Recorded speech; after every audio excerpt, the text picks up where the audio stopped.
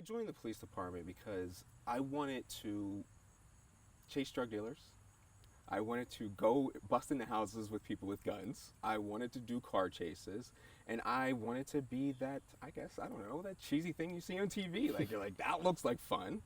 So, in order to do that, you would think that I would have to meet some standard, pass a test. I would have to prove how good I was on the streets. But in order to be a narcotics detective and wear plain clothes and have my tattoos out and have my badge around my neck and kick in doors and chase drug dealers, I was basically measured on one thing and one thing only, and that was drug arrests. I had to estimate that I spent probably 80% of my efforts pursuing nonviolent drug offenses, and in that time, I imprisoned, after an analysis that was done, 458 people in about 4 years of work for these drug offenses that were about 90% black males. And throughout that process, what I was rewarded with was going into these drug units, getting tons of overtime, being able to pursue this adrenaline rush and thrill that I wanted to do, thinking it was helping the community. I mean, you think that hunting down drug dealers and fighting crime like that is going to help your community because that's what you've been told your whole life. So those things start to breed into the culture that you're talking about. So I've been told my whole life that this is good, to get these guys, to hunt down these drug dealers in neighborhoods like we're sitting in right now, where you're in rural America that's largely white, that has no idea what's going on in Baltimore. The concept is that Baltimore is a zoo, and they would praise me for being a cop, like a zookeeper, to keep those animals in the prison. And they view like Baltimore police as keeping that element, those people, them, in the city to keep so they don't come out into the counties where they would affect people that matter, us. It's an unbelievable amount of fear, and you see that in all these cases. One of my more controversial positions is, I could be projecting because I come from the military, but I don't know of people who come from, let's not even say elite, just say really highly trained military units. We kind of group the military together, but we have to understand that like 9 support members in the military support 1 combat person. So a combat person is a rare part of the actual military. And those type of people, like myself, don't seem to be doing these shootings. And I never knew any that were like that. All the really high combat trained guys I was with, even in the BPD, they were never excessive. I mean, I don't feel like I ever crossed the line with force because I didn't have fear. And they didn't have fear either because they were confident with their weapons, they were confident in their skills, they knew what intensity felt like, they knew what anxiety felt like, they knew that fear, when it gets inside of you, it can manipulate your judgment, it can narrow your vision, and you do the wrong things. That's drilled into you. So we have to think maybe that it's militarization of police officers isn't bad. It's the militarized equipment that's bad. Because even with you talk about military, when boys have toys, boys will play with toys. So you continue along that path with fear if you don't find a way to correct that fear. And what makes that worse now is that the legal standard is fear. So this has been codified into the law in Graham versus O'Connor, I believe, where all an officer has to do is reasonably believe that a threat, as long as they fear that something could happen to them or somebody else, they are legally justified to kill. And that's why you can't get any justice through the courts, because that standard is damn near impossible, especially since with Freddie Gray case here, the way the judge had allowed it to be interpreted is that reasonable is defined by the average officer. So think about that illogical cycle. If the average officer is defining what is reasonable, what do we do when the average officer is unreasonable? We have legally justified unreasonable behavior, which is what you're seeing when you can find somebody who can be shot dead with their hands up and nothing happens in the courts because of this codifying of fear legally and culturally. Police fight crime. And that is something we can all just immediately accept. Police fight crime. Crime what? Like that's not that's not a definition. Mm-hmm. So what we do in the modern policing evolution, which we do have to harp on the fact that policing in America is not like policing in other countries. Policing in America evolved from three things. It was the capture of slaves and returning them back. So even in like Boston, so when we think of northern cities, Boston cops, from their original starting, would catch freed slaves and take them back to their owners in the South. And that has continued to evolve. The second thing that they've done is protect white property, which was to keep the slaves from burning down their property, protecting their plantations, things like that. And the third thing was continuing the oppression and genocide of the Native American people. And we see that right now in 2016, you can turn on your TV and watch the police department continue the oppression of black people and murdering them in this new Jim Crow, and that's expanded. So it goes beyond just black men now, and that definition continues to expand because it's a continuing evolution of our implicit biases that that begin this path. But so you can see that happening. And then you can see that in all the media, we watch that loop of the CVS burning in Baltimore over and over and over. We were worried so bad, and we do it now, like, oh, look at these people burning down property. That's not the right response to somebody being murdered, right? So they put out all these police in riot gear to fight the community to protect white property, that's CVS. And no one was talking about the black murder, which was Freddie Gray. We were still, in the culture of America, concerned about the protection of white property. Right now, you're still going to be able to turn on the TV and watch police forces attack Native American people standing up for the protection of their land that was taken from them from British colonization. And this is in 2016. So it has evolved. This is American policing. And these metrics and incentives have evolved from that same root. So when they are fighting crime now, they are fighting the symptoms of crime because they were always fighting that. They weren't fighting slavery, they were fighting the symptoms of slavery. They weren't fighting to protect the criminalization of Native Americans, they were fighting the symptom of Native Americans bothering them. They weren't fighting the problem with people trying to burn down their white property, they were protecting the white property through violence. And that continues. So they are fighting symptoms. Police fight crime symptoms. What we need to change this is that police fight crime causes. And my bachelor's degree is in criminal justice. My evolution from that, and part of my awakening, was realizing that in criminal justice, the field, it is an ideology, it is a religion supported by all of these ideas. And even your most educated police commanders often have degrees in criminal justice. They've been indoctrinated into this culture, even in the scientific literature and scholarly work of the criminal justice field. I changed my master's to management and information technology because I saw that there was complete mismanagement of these incentives in fighting what we were doing. This is an illogical loop that we fight symptoms. They have no idea or even thoughts to think about how do we do this so it doesn't happen again. Criminal investigations focus on the details of the crime, not the details on the causes of the crime.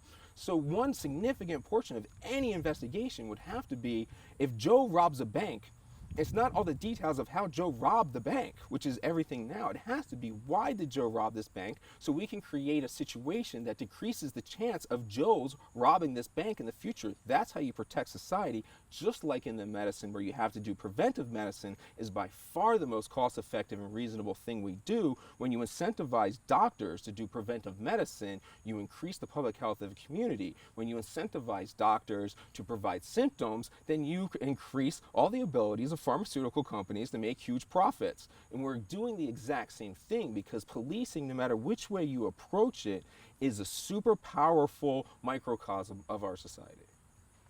So the DOJ report, one thing that's important to remember about it is it's an extremely narrow window into the corruption. So we're shocked by what's in the DOJ report, but it tells a super, super small percentage of what's going on. It was even limited in scope to civil rights violations. So anything that they came in regarding that still had to be turned into a patterns and practice idea that was in that small scope. Whether a DOJ is going to be effective or not, a consent decree should always be known that it's not going to be effective. There would be no reason to believe that it will be effective. Of the 10 DOJ reports that have currently, not DOJ reports, or whatever I say, it's called consent decrees, but of the 10 that have been currently done, 5 of them are deemed successful, right? But they're deemed successful by the DOJ's metrics. So you have the police policing the police again. No one in those cities and no criminologist with looking at data is going to say that those things have been successful. So of the 10 so far, none have been successful. So you're asking me essentially whether I believe something patently unsuccessful will be successful. No, it's going to be unsuccessful. Yeah. Nothing's going to change. There'd be no reason to believe that for a multitude of reasons, just internally in Baltimore. So one of the things in the DOJ report highlighted the investigations of sex crimes.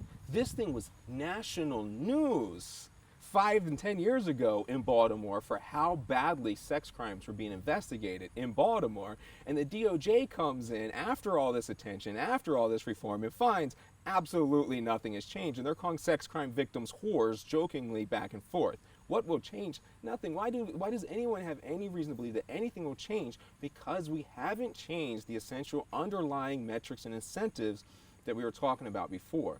So you still have the same poisonous tree. You still have the same power structure. You still have the same metrics and incentives. You still have the same things you're inspecting. So in management, one thing is what you get what you inspect, not what you expect. Mm-hmm. So what are they inspecting? What are they being held accountable for? Who is facing any repercussions or changes or pattern practices? So essentially, let's talk about like Freddie Gray. The big thing with Freddie Gray being murdered in the court case was that these officers had a habit, and the whole agency had a habit, of not doing proper protocol and violations of the general, in carrying out the general orders. So the judge said that since that's what everyone did, then those officers couldn't be held accountable. Maybe that's a fine logic. But that means that whoever was responsible for the behaviors of those officers explicitly has vicarious liability. These laws of vicarious liability are already settled. For instance, if you own a company and you didn't train your driver to perfectly drive, and you put him in an 18-wheeler to go drive a rig down the street and he killed somebody, guess what? You're liable. If you have a bank robbery and you're the getaway driver and somebody shoots somebody in the bank that you have nothing to do with, you buy the charge. So somebody has to be held accountable. We say that command staff is being held accountable, and they say they're going to be held accountable, and the DOJ says they're going to hold them accountable, but the courts don't hold them accountable. So where the hell are you going to go anyway when the whole thing has been that Freddie Gray was not treated properly? So someone's accountable. Who's accountable? The people that are supposed to be carrying out the execution of this consent decree. Get out of here. It's not going to happen. I have filmed a few times doing what a stop and frisk looks like. I think people have seen them on The Wire, if you want to watch what they look like. These are not microaggressions. These are personal violations. And a lot of times it involves violating your space, looking down your pants, embarrassing you in front of friends and family. These are the things that sow long-seated hatred for the person that will do that to you. That's why I've demonstrated them before. Anyone that would imagine that to be a microaggression, I would love to demonstrate to them on a public street corner what that's like, so they can see how much of a violation that is of your space, of your personality, of your freedom. You know, you're being searched. Your Fourth Amendment rights are being violated on a public street. Is, because we do stop and frisk against the law, against the Constitution commonly. But this is another issue in that DOJ report where why you're not even getting the full picture is that they're going off of police department information. So when the most dramatic instance in that case in the DOJ report is a man that was stopped about 30 times and never had anything found on him in a few-year period. That man did not get stopped 30 times. That man got stopped 30-minute times, documented. I personally maybe documented 10% of my stops, and I would say that is a huge stretch to how many I did it or to how many anyone else does it. I've given myself as much benefit of the doubt to say I did it 10% of the time. So that guy, using rational numbers, was stopped 300 times at least in that year, in that 2-year period. Wow. Or whatever. So it's not like you're talking, oh, this guy got stopped 30 times once a month, or he gets stopped. This is daily for a lot of people, that they're having this violation on them in front of people. And if you when you do those, you do that in that neighborhood. Police are concentrated in these neighborhoods. So you're searching people who are doing things such as carrying marijuana. So let's use cannabis. And we know empirically, without a doubt, that white people and black people possess marijuana at the exact same rate, and if you're going to give it any benefit, it goes to white people actually using it more. But the arrests are dramatically disproportionate because you have the attention and the searches being done on black males. So you are starting this cycle because of where you put them.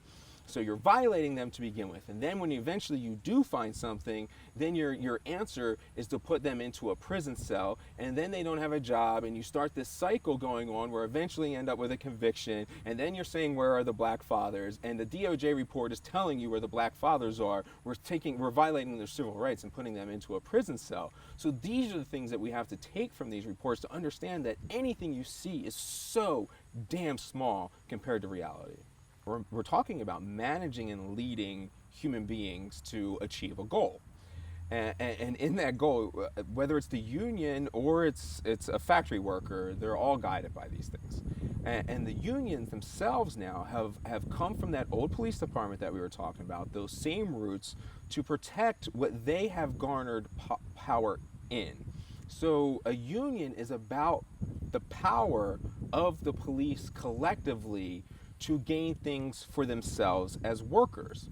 And that all sounds fine in principle, but this is why police unions are a completely different animal from all the other unions, because what they're trying to do is support a system and a structure that's gotten them into power to preserve that power. That's exactly what anyone with power does when the power is beneficial to them.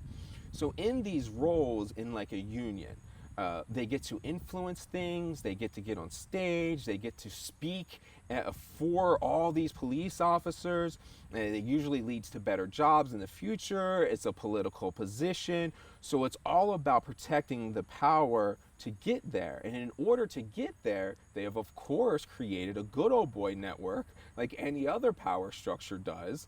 And they've now created laws and rules within the union that shepherds in that good old boy network. So they make rules, for instance, like in order to be a representative of the union, or in order to even get on the ballot to run for leadership in the unions, you have to do things such as be at all these meetings, right? How do cops that work 24/7 get to all these meetings? They can't. So they're blocking them. They're blocking them. So the way you get people in is the unions are giving detail days. So the city pays the union leaders because they're still police officers, and those detail days are issued out to their choice members that continue this oligarchy of power and continue the system. They shepherd those people into the union, and then those people are the only ones that can even get on ballots to represent the union as a whole, because they're the ones that were able to meet the union's meetings because they were given the detailed days to go into those meetings. So literally the hardest working cops cannot get into the union to have any voice. So they don't actually represent the majority of the police department. For instance, I am still an FOP3 union member. Do I sound like anyone you've heard speak from the FOP? No. So are they representing their members? No. They will block me on Twitter, so they obviously don't care what their members think. And that continues the whole system where we look at, and they want to say, well, we got to protect our officers, we got to protect policing. We didn't do anything wrong. And that was my breaking point with coming out vocally, is hearing that union as a representative of me say that there was nothing wrong with Freddie Gray being put into a metal box and brought out dead. That's a ridiculous idea, and I couldn't accept that the public would think that an FOP union member, like I'm being one, held such a belief. That was ridiculousness. So I don't know of other officers that would disagree with that either. I don't know of officers that would say we didn't do anything wrong taking a grown man off the street, put him in a box, and bringing him out dead. So it's only those voices, that power voice. So that's what you hear. You hear that power voice. You hear the commissioner. You hear the command staff. You hear the mayor. You hear everyone that's vested in the short-term power and short-term solutions, like 4-year things, because that's when they're coming up next. So the mayor is incentivized to achieve 4-year goals, to look good on paper, to achieve the next power step up in her political career. You who have joined us by television, by radio, and online here in the United States and around the world, I hereby call the 47th Quadrennial Democratic National Convention to order.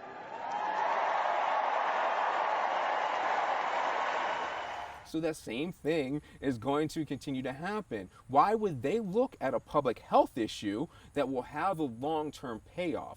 Crime can be reduced by making an occupying force. The Nazis were freaking great at it. So you can do that and it will give you a short-term solution. But what we do when we do that is we sow the seeds of future crime. Because when you attack a system like that, you are fighting the symptoms. Now, what happens if those symptoms actually worsen the causes? For instance, white people in white America loves to harp on where are all the black fathers, right? So if we know, and does science can say that having 2 parents in a household has some kind of correlation, I'm not entirely confident in that correlation, but if you want to go with that correlation, fine. Where's all the black fathers? Well, the police department is paying Mike Wood to come in from suburbia America and put 458 of them in prison. That's where the black fathers are. So with 4-year goals, if you're putting the black fathers in prison and their children are left with less resources and not having guidance, if you agree with that line of thought, then understand that we, through those incentives, are making the situation worse. We are making crime reduction despite policing, not because of policing, because we're not focusing on causes like public health. The strongest correlate to violent crime reduction is lead poisoning. It doesn't matter what city you go to. We have literally in the field gone down into breaking it down to the amount of lead poisoning in specific neighborhoods and tied it to the amount of crime from the people that grew up in specific blocks. So this correlation to crime, violent crime and lead poisoning is 100%. And it's a 20-year payoff. So there's no one interested in this crime of poisoning our people and making a situation, a causation of crime that will result in crime 20 years down the line, because each and every mayor is still going to have a 4-year incentive, which means solving that crime that arises 20 years later by putting more people in prison, not addressing the actual cause. And so you continue worse and worse and worse down this exact same path of an illogical cycle.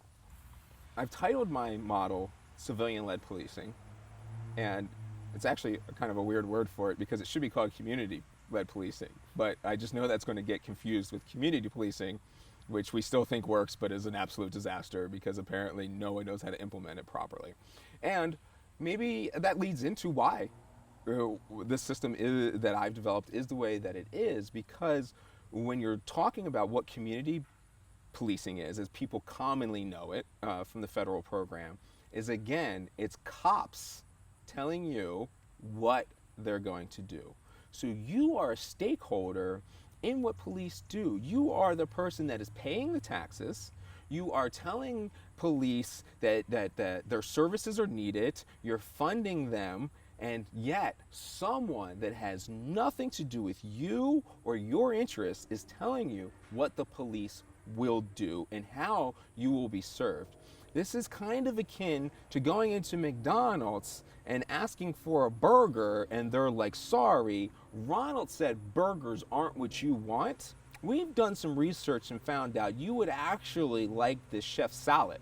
No burger for you. And that would be ridiculous. You'd be standing there going, but I'm the paying, can I have a burger? And this is exactly what I'm talking about doing when it comes to policing. So when policing goes out and no matter who it is, the mayor goes and looks for a new police to come in and bring reform to an agency. So they say, well, where's this guy from? He comes from that same exact oligarchy that rose up, coming through these ideas, who's going to tell you how they're going to police. The mayor will interview multiple candidates saying, how will you police my constituents? That is a fundamentally illogical idea. You have to go to the point where you say to the person that's being served, the constituents who's paying for the police, what do you want policing to be? How do you want police to police? What does that mean to you? Because the thing on the side of the car says to protect and serve. And what we're doing in this system is protect and serve means to protect and serve the mayor and the oligarchy of power. It does not mean to protect and serve you. We see that expressed in so many variations, the easiest one being the drug war. So if your kid has a dime bag in his pocket, do you want him to be arrested and thrown into a prison cell? I don't care who you are. This is a completely plural, general question. Do you want them thrown into a prison cell and have their lives ruined? No. But you seem to have no problem doing that to other people. So if we bring this into how do you want to be policed, and we expand that to everybody, what that model ends up looking like is we have a community representation on a board. Now, I think that should be two people that come from a lottery, a volunteer pool. And this is a total sidetrack, I get it. But as a reason of why this system works is that this idea on how to do this perplexed me. I could not imagine, how do I get 7 to 9 people onto a community board that have control of the police department that won't be corrupted by money? How the hell do I do this? If they're elected, then that's how the people choose them, but we still know that elections are corrupted, that you focus in and becomes a politician thing. So you end up with those same problems of short-term goals. If I appoint people, how can I go up and say to people, now you are going to be there, because if it's not me, most likely somebody's going to pick somebody they already agree with, or they're going to pick a random person who has no interest in being in the job and may want to destroy it. So I was going around and just asking people, like, I don't know what to do about this. This is a weakness in my system. I was in Baltimore talking to Dwayne Davis, commonly known as Shorty, and I was talking to him about this, and I'm like, I don't know what to do. And he goes, oh, dude, you're just making a lottery where people have to like go to a training or something like that, and then they get picked from a lottery. You just have too many people. They can't be corrupted. And I was like,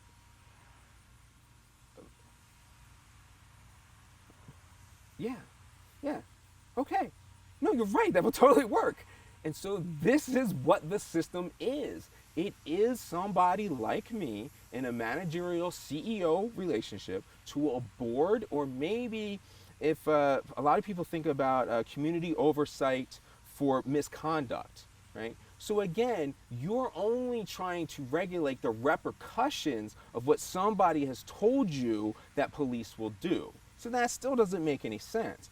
Take that board, move it all the way to the top, replace the power structure of the mayor. So this is my big selling point, that the mayor will lose power over the police department.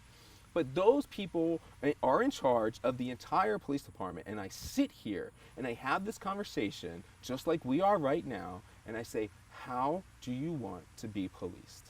Now, I know the science, I know what policing is like, and we can have these arguments, we'll hash it out, and at the end of the day, I'm pretty sure that we know how this will end up because we've done studies. We know what people want policing to be. Everybody wants equal justice. The strongest correlate to being happy with your policing is procedural justice. Everybody that checks procedural justice stats around the world wants that. And what procedural justice means is the rules are the same for everybody. This makes the rules same for everybody. Because, again, even if we end up with some rich white lady who has no idea what it's like for Freddie Gray in Baltimore, she doesn't want her son to be locked up, which means Freddie doesn't get locked up. What's good for the rich is good for the poor. And then the poor that are on the board, I think it should be weighted towards the poor, by the way. 4 of the 7 should have an algorithm weighting it towards the lowest,